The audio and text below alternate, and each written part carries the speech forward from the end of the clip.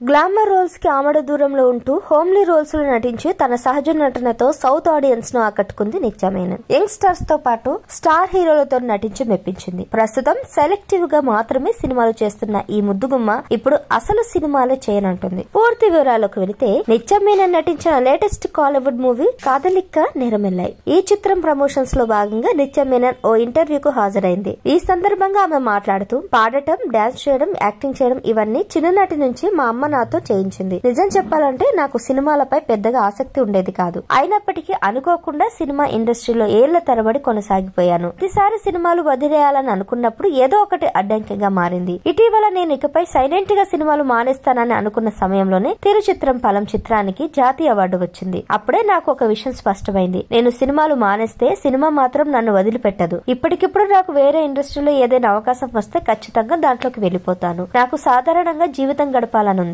నటిగా ఉన్నప్పుడు బయటకు స్వేచ్ఛగా వెళ్లే అవకాశం ఉండదు. పార్క్ లో నడవాలని అనిపించినా అది సాధ్యం కాదు. ట్రావెలింగ్ అంటే నాకు ఎంతో ఇష్టం. పైలట్ అవ్వాలని చిన్ననాటి నుంచి కల. ఇలా ఎన్నో కోరికలున్నాయి అని చెప్పింది.